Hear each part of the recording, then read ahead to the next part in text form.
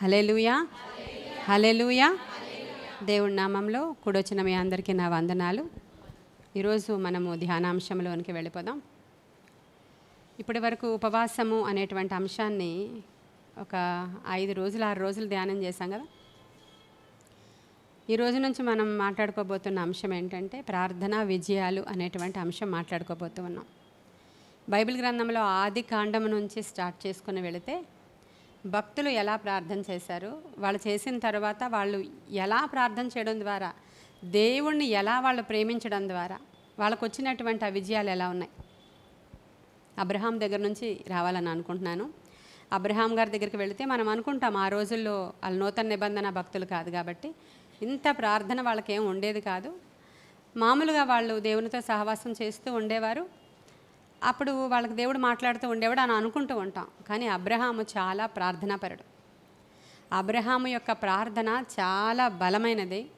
ఆయన దేవునికి ఎలా ప్రార్థన చేశాడంటే భయపడి, సాగిలపడి, లోబడి ప్రార్థించాడు. ఆయన భయపడి, సాగిలపడి, తగ్గించుకొని అంటే బాగుంటుంది. భయపడి, సాగిలపడి, తగ్గించుకొని ప్రార్థన చేసేది అబ్రహాం గారి యొక్క ప్రేయర్ స్టైల్. నేను నోటి మాటలతో నేను చెప్పట్లా, మీకు చూపిస్తాను రెఫరెన్సెస్ మీకు.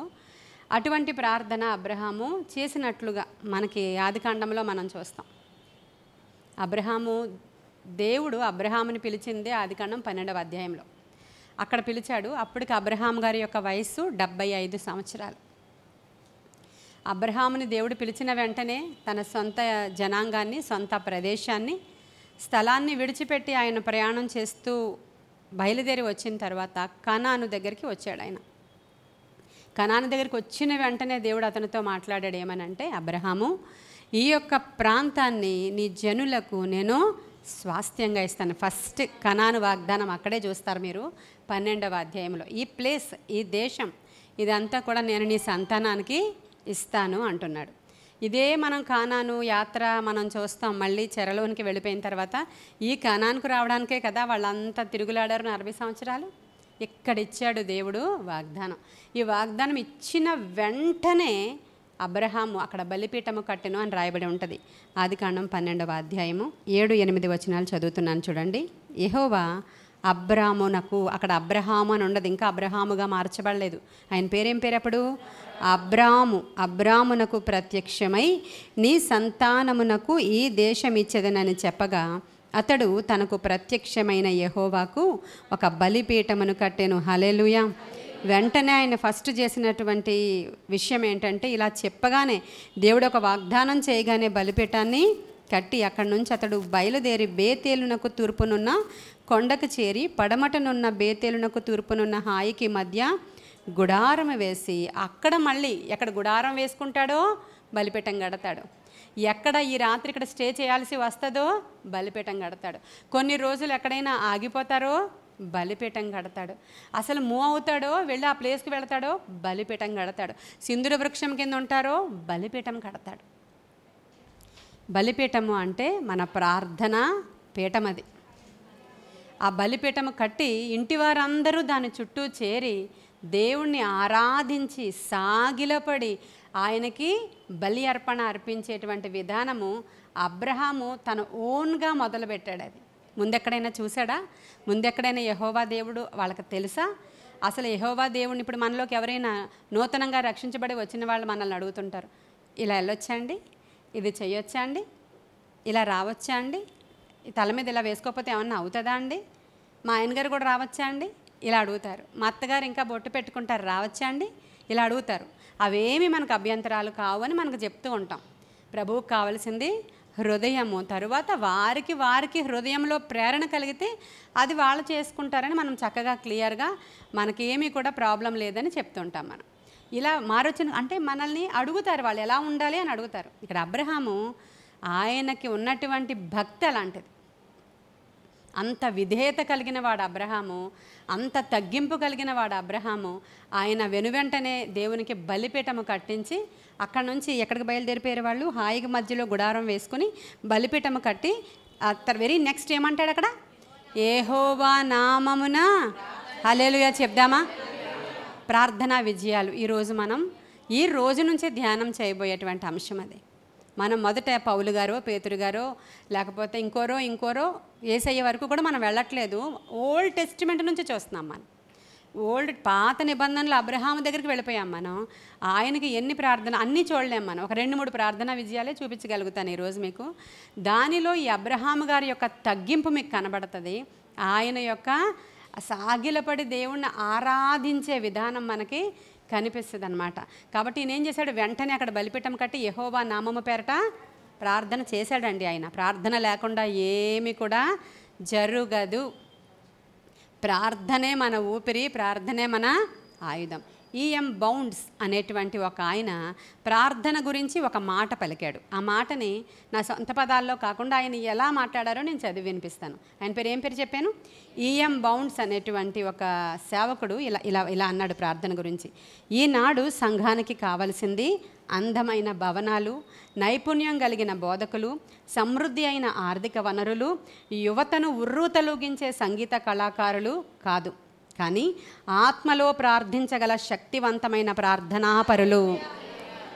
ఆత్మలో ప్రార్థించగల శక్తివంతమైన ప్రార్థనాపరులు ఈరోజు సంఘానికి కావాలి. కానీ గొప్ప గొప్ప భవనాలు, ఆర్థిక వనరులు, ఉర్రూతలూగించేటువంటి యువ సంగీత కళాకారులు కాదు అని ఈఎం బౌండ్స్ అనేటువంటి ఆయన ఈ ప్రార్థనకి చాలా చక్కని నిర్వచనాన్ని ఇచ్చాడండి. నిజమే అంటారా? కాబట్టి ఇలాంటి ప్రార్థనాపరులు తయారవ్వాలనేదే నా యొక్క చాలా పెద్ద ఆశ, కోరిక. దాని యొక్క ప్రణాళికలో భాగంగానే అనుదినము మనం ఇక్కడ నుంచి ప్రార్థన చేస్తూ మనమందరం నిష్టగా దేవుని వైపు చూస్తూ మరి పోరాడుతున్నాం ప్రార్థనలో. ఖచ్చితంగా మనం నెగ్గుతాం. మొత్తం దేశాన్నే ప్రార్థనా పరులుగా తయారు చేసే శక్తి దేవుడు మనకి ఇస్తాడు. ఇది ఈఎం బౌండ్స్ అనేటువంటి ఆయన చెప్పాడు. మరి అబ్రహాం ఏం చేశాడయ్యా ఆయన విజయం పొందుకోవడానికి అంటే, ఇదిగో వెరీ ఫస్ట్ ఆయన చేసింది ఏం చేస్తున్నాడు, బలిపీఠం కట్టి యెహోవా నామము పేరట ప్రార్థన చేయడం. ఆయన ఆరంభించి ఇంకొంచెం ముందుకు వచ్చారు. ఎక్కడికి వచ్చారంటే ఈజిప్ట్కి వచ్చారు. ఇప్పుడు మన మన మన ప్రయాణం అంతా కనాను ఐగుప్తు ఈ మధ్యలో బోళ్ళ ఊర్లు తర్వాత తగులుతూ ఉంటాయి, మనకి దేశాలు తగులుతూ ఉంటాయి. అయితే ఎక్కడికి వచ్చారు ఇప్పుడు? మళ్ళీ ఐగుప్తుకు వచ్చారు. ఐగుప్తులో రాజులను ఏమంటారని చెప్పాను? ఎస్, అందరు రాజుల్ని ఫరోయే అంటారు. ఫరో 1, ఫరో 2, ఫరో 3, పెద్ద ఫరో, చిన్న ఫరో, ఆయన పేరేదో ఉంటుంది కానీ ఫరోయే అంటారు ఆయన్ని. ఇప్పుడు మళ్ళీ అక్కడ కూడా ఫరో ఉన్నాడు. యేసయ్య పుట్టినప్పుడు ఫరో ఉన్నాడా? ఉంటాడు కదా. మోషే వచ్చినప్పుడు ఫరో ఉన్నాడా? ఉంటారు కదా. ఫరో అన్నమాట, అంతే. ఈజిప్ట్ రాజులను ఫరోలు అంటారు. ఇక్కడ ఒక ఫరో తగిలాడు మనకి. ఈ ఫరో అక్కడ ఉన్నాడు. ఈ లోపల వీళ్ళు ఇక్కడ వలస వచ్చారు ఈ స్థలానికి. రాగానే మన షారా గారు చాలా అందగత్తే. వెంటనే అక్కడ ఉన్నటువంటి వాళ్ళు చూసి ఎవరో ఈ స్థలానికి వలస వచ్చారు కానీ అస్సలు వాళ్ళు కూడా వచ్చిన అమ్మాయి చాలా బాగుందని. వాళ్ళు కూడా వచ్చిన అమ్మాయి చాలా బాగుంది. ఆవిడ అమ్మాయి అప్పటికి కాదు కదా, ఆయనకు 75 సంవత్సరాలు. ఆయన భార్య మన షారా గారు. అయితే అలా చెప్పగానే ఇప్పుడు రాజుగారు ఏమన్నారంటే ఇంకెందుకు ఆలస్యం తీసుకొచ్చేయండి అన్నాడు ఆయన. అప్పుడు వెళ్ళి ఈ అమ్మాయి ఏమవుతుంది మీకు అని అడిగారు. అడిగితే నా భార్య అని చెప్పలేదు. ఎందుకని?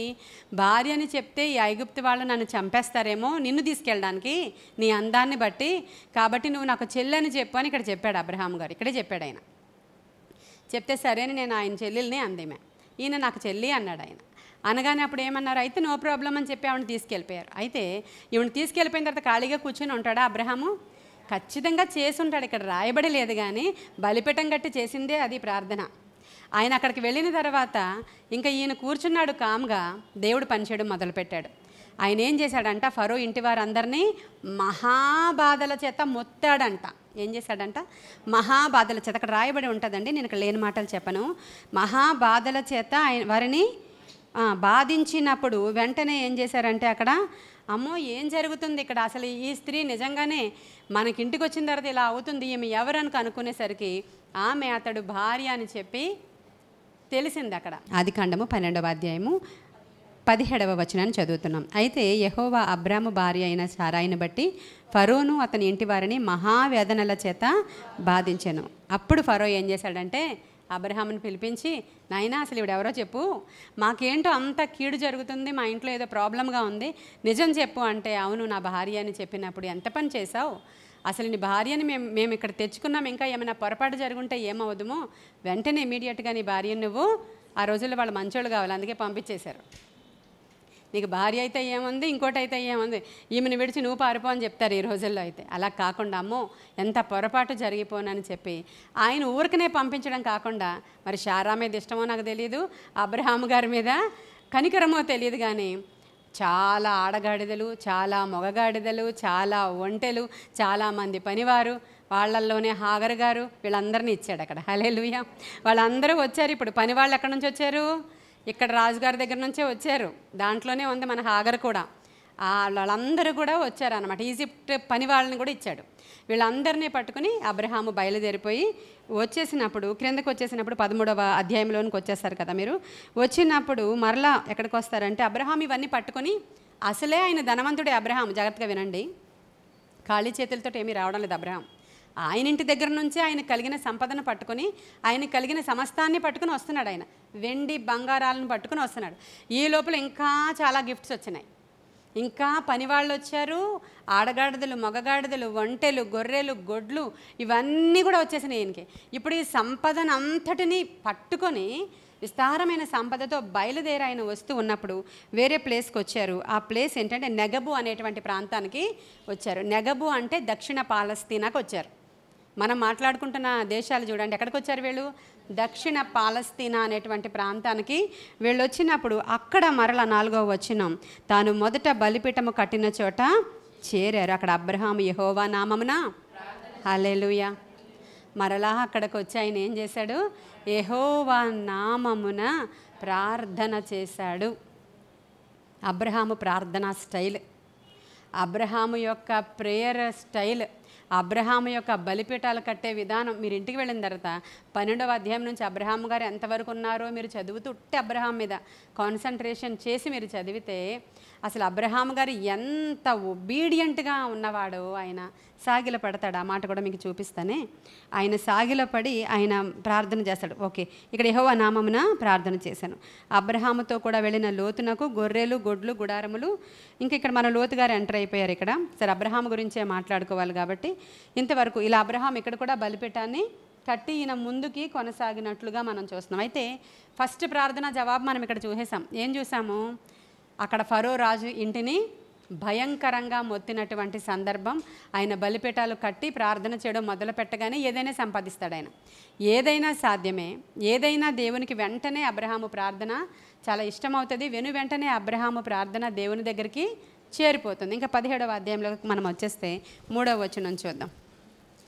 17వ అధ్యాయము 3వ వచనంలో అబ్రహాం ఏం చేస్తున్నాడు అక్కడ? 2వ వచనం నుంచి చదువుతాను చూడండి. ఓకే, 17వ అధ్యాయము స్టార్టింగ్ నుంచే చదివితే మనకు అసలు అబ్రహాం యొక్క స్టేటస్ తెలుస్తుంది. అబ్రహాము 99 ఏండ్ల వాడైనప్పుడు యెహోవా అతనికి ప్రత్యక్షమై, నేను సర్వశక్తి గల దేవుడను, నా సన్నిధిలో నడుచుచు నిందారహితుడవై ఉండుము, నాకును నీకును మధ్య నా నిబంధన నియమించి నిన్ను అత్యధికముగా అభివృద్ధి పొందించెదనని అతనితో చెప్పాను. వెంటనే ఏమని చెప్తున్నాడంటే, ప్రభువు నేను సర్వశక్తి గల దేవుడిని, నా సన్నిధిలో నువ్వు ఎలా ఉండాలి? అది నీకు ఆశీర్వాదం రావాలి అని అంటే నువ్వు ఎలా ఉండాలి? అబ్రహాం ఆశీర్వాదం కావాలని పాట పాడతామా మనం? అబ్రహాము దేవుడు, ఇస్సాకు దేవుడు, యాకోబు దేవుడు మాకు ఆశీర్వాదం రావాలి.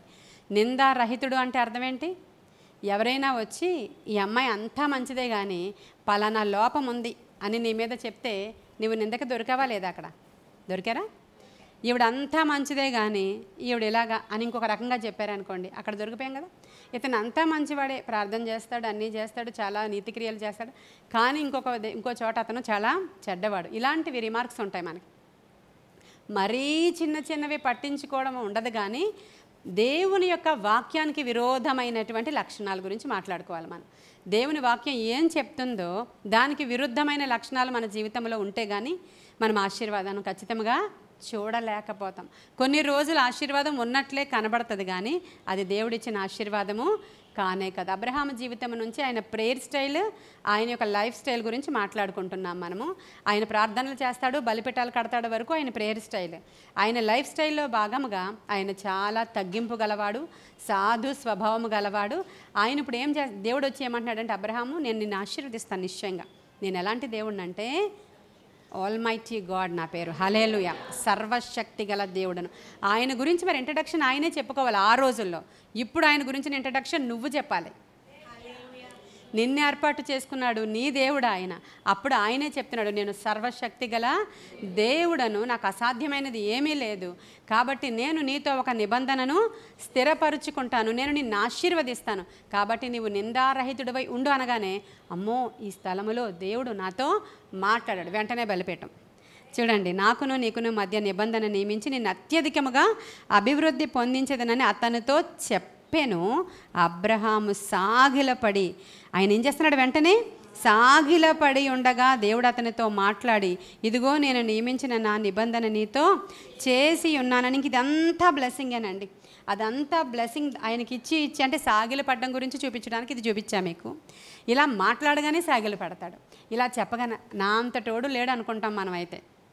ఇంకెవ్వరిని నేను ఆశీర్వదించను అబ్రహాం, నిన్నే ఆశీర్వదిస్తాను, నువ్వు నిందారహితుడివై ఉండు, నువ్వు చాలా క్యాపబుల్ పర్సన్ అని చెప్పగానే మనకైతే గర్వం వస్తుంది. ఆయనైతే నేల మట్టుకు సాగిల పడిపోయాడండి. మనము నేల మట్టుకు సాగిల పడి చేసే ప్రార్థనా స్టైల్ కూడా ఉంటుంది. ఒక బ్లెస్సింగ్ రిలీజ్ చేయగానే ఏమైపోయాడైనా సాగిలపడి నమస్కారం చేసి ఆయనతో మాట్లాడి మరలా బలిపీఠం కట్టి ఆయన ప్రయాణం కొనసాగించుకొని వెళ్ళిపోతున్నారు ఆయన. ఇంకొక ప్రార్థన విజయం ఏంటంటే, ఇక ఆయనకి హాగర్నిచ్చి పెళ్లి చేసింది శారమ్మ, ఇష్మాయేల్ పుట్టేశాడు. మరి ఇక్కడ బయలుదేరిపోయింది కదా ఈజిప్ట్ నుంచి, పనోళ్ళు వచ్చారు కదా అక్కడ. అయితే ఇష్మాయేల్ వచ్చేసిన తర్వాత శారాకి ఇప్పుడు ఇష్టం లేదు. ఇష్టం లేకపోతే చాలా గోల జరుగుతుంది అక్కడ. ఈమె అసలు మంచిగా లేదు, క్యారెక్టరే. అక్కడెక్కడి నుంచో ఈజిప్ట్ మనస్తత్వం అలాగే ఉండిపోయింది, అంతే కదా.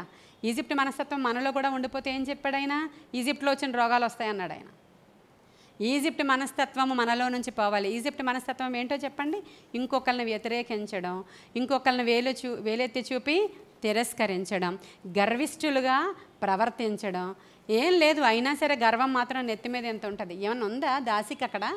దాసిని తీసుకొచ్చి యజమానుడికి భార్యగా చేస్తే యజమానురాలు ఈమె దృష్టికి నీచమైనది అయిపోయిందంట. ఎంత బ్యాడ్ అది! ఆమె ఎలా ఉండాలి? అణిగే ఉండాలి. ఎల్డరే కదా, నన్నేదో ఈ స్థానం ఇచ్చి కూర్చోబెట్టారు, అమ్మ ఈ బిడ్డ నీ బిడ్డే అనుకో అని ఇవ్వాలి. అందుకే ఇచ్చింది పాపం ఆమె, అంతే కదా. అమ్మ ఈ బిడ్డ నీ బిడ్డే అనుకో, నేనెక్కడ దాన్ని మధ్యలో వచ్చాను, అయినా నాకు ఈ భాగ్యం ఇచ్చావు, ఇదిగో నువ్వు నీ బిడ్డగా పెంచమ్మా అని చెప్పాలి ఆవిడ. కానీ అలా కాకుండా ఈమె ప్రెగ్నెంట్ అయ్యి బిడ్డను కనిందని ఈమె ఆ యజమానురాలు ఈమె దృష్టికి ఎలా అయిపోయిందంట? అది ఈజిప్ట్ యొక్క మనస్తత్వం. కాబట్టి వెంటనే శారాకి నచ్చలేనప్పుడు దేవుడు అన్నాడు, శారా ఏం చెప్తే అదే విను అబ్రహాం అన్నాడు. ఇక శారా ఏం చెప్పిందో అదే వినన్నాడు. కానీ ఇష్మాయేలు కొరకు అబ్రహాము వేడుకొనెను అనే మాట ఉంటుంది, చూద్దామండి. 17-18 చూడండి.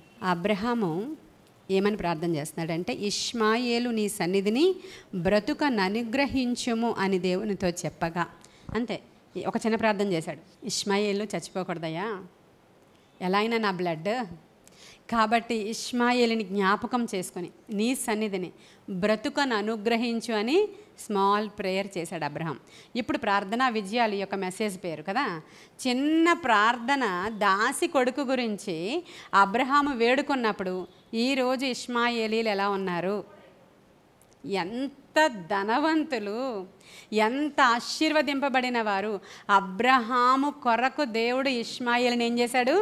దీవించాడు. హల్లెలూయా. ప్రాబ్లం లేదు అబ్రహాం, ఏం బెంగపెట్టుకోకు, నేను అన్నాడు అంతే. హల్లెలూయా. ఆయనకిచ్చిన మాట కొరకు ఈరోజు వారు ఎంత ఆశీర్వదింపబడిన వారు. ఈరోజు ఇష్మాయేలీలు ఎలాంటి స్వభావం గలవారో, వాళ్ళు ఎలా ఆశీర్వదింపబడతారో, ఎలా ఒక బలమైన జనాంగంగా నేను తయారు చేస్తాను, మామూలుగా ఏమి విడిచిపెట్టాను నేనని దేవుడు చేసిన వాగ్దానము ఈ రోజులకి మనం చూస్తున్నాం. దానివల్ల ఎన్నో సైడ్ ఎఫెక్ట్స్ వచ్చాయి, ఎన్నో యుద్ధాలు జరిగాయి. ఈ రోజుకి రక్తపాతం జరుగుతుంది, ఈ రోజుకి యుద్ధాలు జరుగుతున్నాయి. కానీ మా వాగ్దానం చేసినవాడు నమ్మదగినవాడు. ప్రార్థన, అబ్రహాము ప్రార్థన అంత పవర్ఫుల్. కాబట్టి నువ్వు ప్రేయర్ చేసేటప్పుడు ఎలా చేస్తున్నావు? నిందారహితుడుగా ఉన్నావా? తగ్గించుకుంటున్నావా? ఆయన ఎదుట సాగిల పడేంత తగ్గింపు నీకు ఉందా? భయపడుతున్నావా దేవునికి? ఇందు మూలముగా ఇతడు నాకు భయపడువాడని నేను తెలుసుకున్నాను అంటాడు దేవుడు, అంతేనా? దేవుడు అంటే భయం ఉందా? భయం ఉంటే ఖచ్చితంగా వణుకుతోనూ భయముతోనూ ఆయన సన్నిధిని మనము వస్తాము, భయపడతాము. దేవునికి చాలా భయపడే వాళ్ళు ఎలా ఉంటారో బైబిల్ చెప్తుంది. దేవుని సన్నిధిలో భయము భక్తి లేని వాళ్ళు ఇష్టానుసారంగా ప్రవర్తిస్తారు. అసలు దేవుడు కనపడ్డు కాబట్టి, ఇప్పుడు ఒక ఆఫీసులో ఒక హెడ్ కనబడతాడు కాబట్టి నువ్వు టైంకి వెళ్తున్నావా, టైంకి వస్తున్నావా, ఆయన ఎదుట నీ ప్రవర్తన ఎలా ఉంది, నువ్వు సిన్సియర్గా ఉండేటువంటి ఎంప్లాయీగా ఉన్నావా లేకపోతే ఇర్రెగ్యులర్గా ఉన్నావా, నీ బిహేవియర్ ఎలా ఉందని దాన్ని బట్టి నీకు ప్రమోషన్స్ ఆధారపడి ఉంటాయి. అంతేనంటారా? మరి ఇక్కడ కూడా ప్రమోషన్స్ కావాలంటే అంతేనంటారా? ఇక్కడ ఆయన కనపడ్డు, అక్కడ ఆయన కనబడుతున్నాడు. నిజంగా మనకి ఆత్మ ఉన్న దేవునికి నీవు భయపడు వాడవగా ఉంటే నీ ప్రార్థన ఎంత పవర్ఫుల్గా ఉంటుంది, నీ ప్రేయర్ ఇంత బలంగా ఉంటుంది. నువ్వు ఇంత ప్రార్థన చేసినా దేవుడు నీ జనాంగాన్ని, నీ బిడ్డల్ని ఇలా ఆశీర్వదిస్తాడు, దాంట్లో డౌట్ లేదు. కాబట్టి ఈరోజు ప్రార్థన విజయము నీకు కావాలి అని అంటే నువ్వు దేవునికి భయపడి నీలో ఉన్న అవలక్షణాలను పక్కకు తొయ్యాలి. నేను చూడట్లేదులే అని చెప్పి నువ్వు చెడ్డ పనులు చేస్తే, చెడ్డగా రహస్యమైన సందర్భాలు, రహస్యమైనవి నువ్వు చేస్తూ ఉంటే ఎవరు చూస్తారో? ఆయన చూస్తాడు. నువ్వు దేవుడు సాతాను వచ్చి ఎప్పుడు కూడా సాతాను పేరు ఏంటో తెలుసా? వాడు ఏం చేస్తాడు? ఎప్పుడు నిందలు మోపేవాడు. వాడు వెళ్ళి ఏమంటాడంటే, చూసావా ఆ లిల్లీ, చూసావా ఆ శాంతి, చూసావా ఆ పద్మగారిని, చూసావా ఆ సునీతని, చూసావా? ఎప్పుడు ఇదే పని వాడికి, ఇదే పని వాడికి. ఏం చేశారు అంటాడు దేవుడు. చూడు, నువ్వే ప్రార్థన కన్నా బయలుదేరారా, మధ్యలో చూడు ఎలా ఆగిపోయిందో. ఈరోజు ప్రార్థనకు వెళతాను అనుకుందా, చూసావా? ఇంకోళ్ళు ఎవరో ఫోన్ చేయగానే షాపింగ్కి ఎలా వెళ్ళిపోయిందో, ఎలా వెళ్ళిపోయిందో చూసావా? అసలు ప్రార్థన అంటే భయం ఉందా? దేవుడు అంటే భయం ఉందా? సేవకురాలంటే అసలు లెక్క చేస్తుందా? ఇలా ఎవరు చెప్తారు? ఎవరు చెప్పక్కర్లా. వాడు అదే పని మీద ఉంటాడండి. వాడు నిందల మోపువాడు. ఇంకా పోతే ఒకటికి 2 యాడ్ చేస్తాడంట, ఎందుకంటే వాడు అబద్ధికుడు. దేవుడికి ఒకటి చెప్తూ ఇంకా లేనివి కూడా యాడ్ చేస్తాడంట. వాడు ఇంకా చూడలేనివి కూడా యాడ్ చేస్తాడంట. వాడి పేరు అబద్ధికుడును, అబద్ధములకు జనకుడు. కాబట్టి నువ్వు దేవునికి భయపడు వాడుగా ఉండాలి తప్ప ఎవ్వరు చూడట్లేదులే అనేటువంటి అంశం నీలో ఉంటే నీ ప్రార్థనలు దేవుని సన్నిధికి చేరవు, నీ బిడ్డల ఆశీర్వాదము పొందుకోలేరు. మీలో చాలామంది ఇలా అనుకుంటారు, మామూలు సేవకులు చూస్తున్నారనే భయంతోనే వస్తారు తప్ప దేవుడు చూస్తున్నాడు అనే భయం మీలో కలిగితే మాత్రం, దేవుడు చూస్తున్నాడు అని దేవునికి ఇవ్వాల్సింది ఇవ్వడం, దేవుడికి చేయాల్సింది చేయడం, దేవుని సన్నిధిలో గడపడం, నిందారహితులుగా మనం ఉంటే అబ్రహాం ఆశీర్వాదం ష్యూర్గా వస్తుందండి. కాబట్టి ఇష్మాయేలే మీకు ఎగ్జాంపుల్. చిన్న ప్రార్థన చేశాడు, ఈ ఇష్మాయేలుని జ్ఞాపకం చేసుకోవా అని అడిగాడు ఆయన. నువ్వేం భయపడకు అన్నాడు దేవుడు. అబ్రహామును బట్టి అతన్ని దేవుడు ఇలా అలా కాదు, చాలా ఒక జనాంగముగా ఆయన ఆశీర్వదించిన సందర్భం చూస్తాం. ఇంక లాస్ట్ చూద్దాం మరలా. ఇక సొదొమ గొమొర్రా కొరకు కూడా అబ్రహాము వేడుకుంటాడు దేవుణ్ణి. ఇక్కడ ఒక రైటర్ ఏమని రాశాడంటే, ఇక్కడ అబ్రహాం యొక్క ప్రేయర్ కొంచెం ఫెయిల్ అయింది అన్నాడు ఆయన. ఒక రైటర్ రాశాడు అలా అబ్రహాం గారి ప్రేయర్ గురించి. ఎందుకనంటే అబ్రహాము దేవునితో మాట్లాడుతూ ఎంత తగ్గించుకుంటాడంటే, ఏమంటాడు ఒక మాట చెప్పండి నాకు. ఈ ఇన్సిడెంట్లో అబ్రహాము మాట్లాడుతూ తనను తాను తగ్గించుకోవడానికి ఒక మాట అంటాడు. నేను దుమ్ముని ధూళి వంటి వాడను అనే మాటను ఉపయోగిస్తాడు. నేను దుమ్మును ధూళిని అలాంటి వాడను ప్రభా, అయినా నీతో మాట్లాడడానికి నేను తెగిస్తున్నాను. ఇక్కడ 50 మంది నీతిమంతులు ఉంటే ఈ యొక్క సొదొమ గొమొర్రాను రక్షిస్తావా అంటే రక్షిస్తానన్నాడు దేవుడు. 20 మంది, 10 మంది అలా కింద వరకు వచ్చాక ఒక్కడుంటే ఈ పట్టణం అంతా రక్షిస్తావా అని అన్నాడు ఆయన. అన్నాడా? ఒకసారి చదువుదామా, అన్నాడా లేదో చూద్దాం. 18వ అధ్యాయం 26.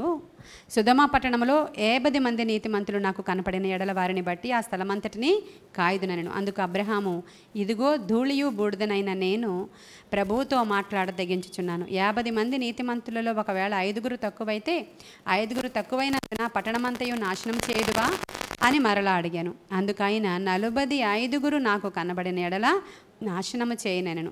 అతడు ఇంకా ఆయనతో మాట్లాడుచు, ఒకవేళ అక్కడ 40 మందియే కనబడుదురేమో. అలా మాట్లాడుకుంటూ కింద వరకు వచ్చేసాక 31.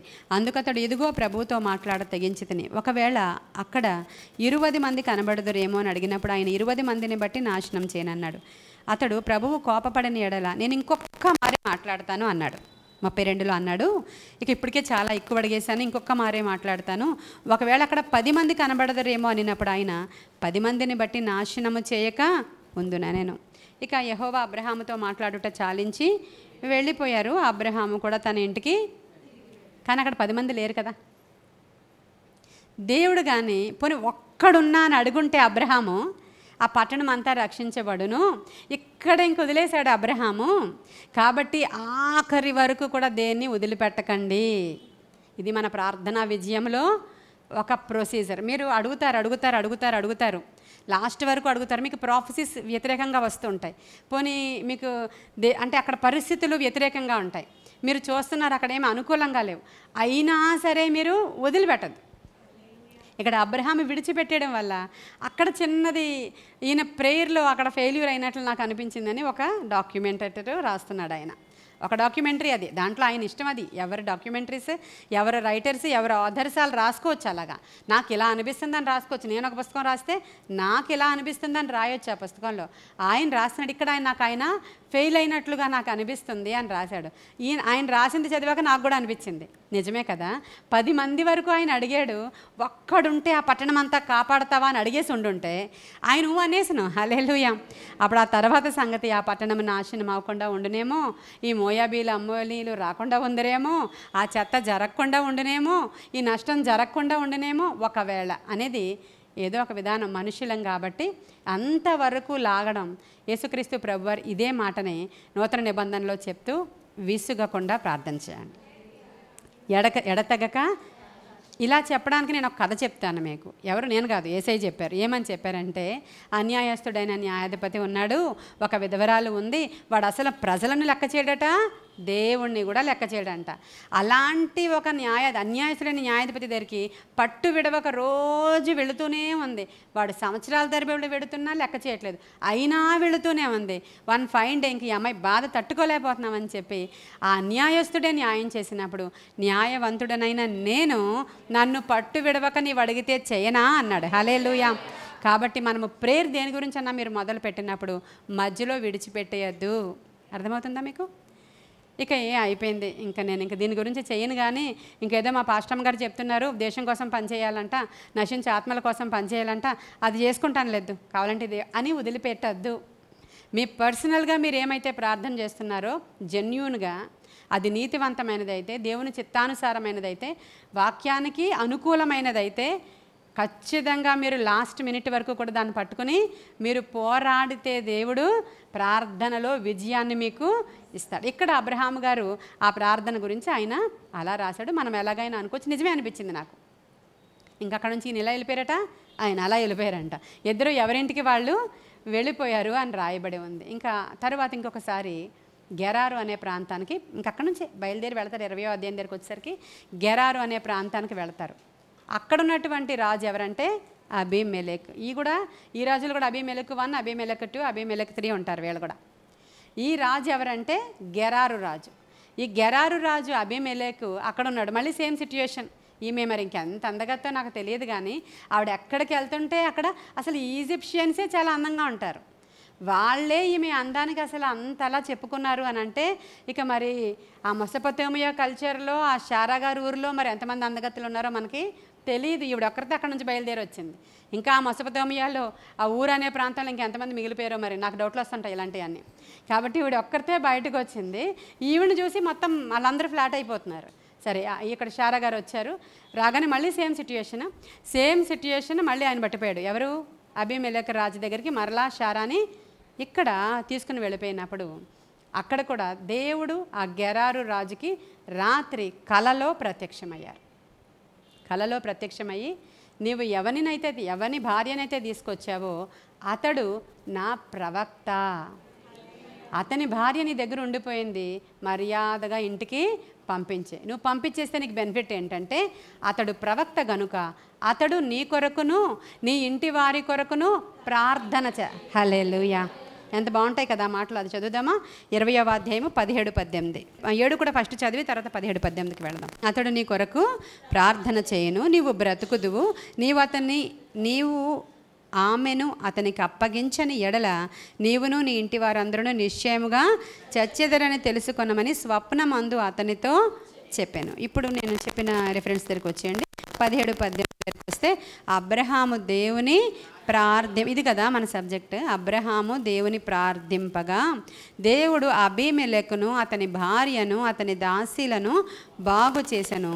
వారు పిల్లలు కనిరి. ఏలయనగా అబ్రహాము భార్య అయిన శారాను బట్టి దేవుడు అబీమెలెకు ఇంటిలో ప్రతి గర్భమును, అంటే మరి ఇది ఎంతకాలం జరిగిందో, ఈ సిచ్యుయేషన్ ఏంటో, అబ్రహాం ఇంకా అక్కడికి వెళ్ళడానికి ముందుగానే దేవుడు ఆ ప్రతి పరిస్థితిని తన స్వాధీనానికి తీసుకుంటాడు అనడానికి ఇది ఒకటి మనకి ఉదాహరణగా కనబడుతుంది. ఇప్పుడు నిన్ను దేవుడు ఎక్కడికైనా పంపిస్తున్నాడంటే నిన్ను బట్టి దేవుడు అక్కడ ఉన్న పరిస్థితిని అంతటిని కూడా ముందుగానే నీ కొరకు దూతలను అక్కడ సిద్ధం చేస్తాడు.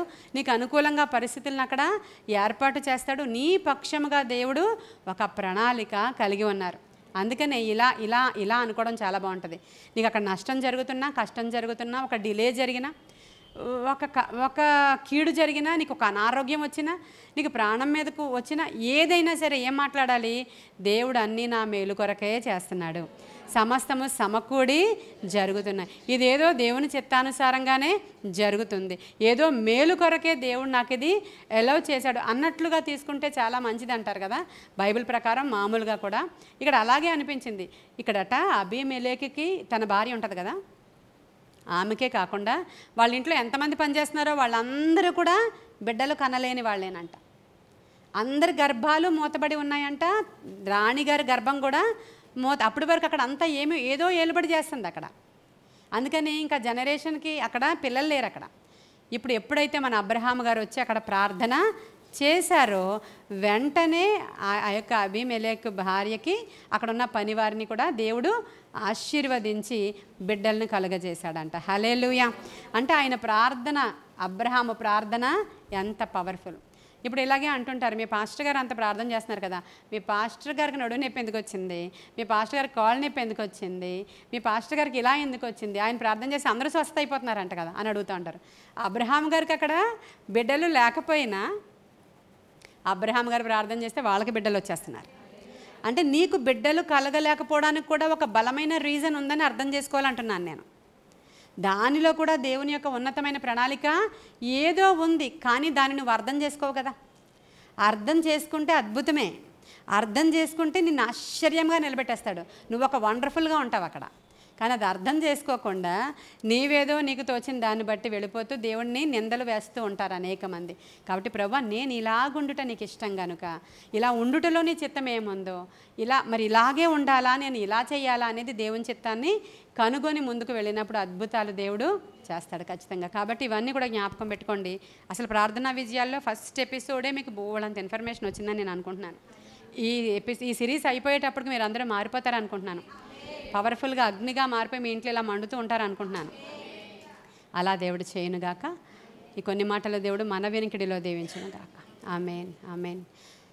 ప్రార్థన చేసుకుందాం. మహాపరిశుద్ధుడైన తండ్రి, మహోన్నతుడైన దేవ, సర్వాంతర్యామి నీకు వందనాలు. ఈ ప్రార్థనా విజయాల్లో భాగంగా అబ్రహాము గారి యొక్క ప్రార్థన, ఆ బలిపీఠము దేవా, మేము కూడా మా గృహాలలో బలిపీఠాలు కట్టుకొని నీ ఎదుట సాగిల పడే వారముగాను, భయపడే వారముగాను, నిందారహితులుగాను ఉండడానికి అవసరమైన కృప మాకు దయచేయమని అయినా ప్రతి భక్తుని జీవితంలో ఉన్నటువంటి ఆ ఆశీర్వాదపు లక్షణాలు మేము నేర్చుకోవడానికి, ప్రార్థన పవర్ని మేము కలిగి ఉండడానికి అవసరమైన కృప మాకు దయచేయండి. ఈఎం బౌండ్స్ చెప్పినట్లు ప్రార్థించే ప్రార్థనా వీరులు సంఘానికి చాలా అవసరం తండ్రి. ప్రతి గృహములో నుంచి అట్టివారు లేచుదురుగాక, ప్రతి సంఘములో నుంచి అట్టివారు లేచుదురుగాక. ఆత్మకార్యాలు జరిగించి మీ నామానికి మహిమ తెచ్చుకోమని యేసయ్య శ్రేష్ఠ నామంలో అడుగుచున్నాము తండ్రి. God bless you.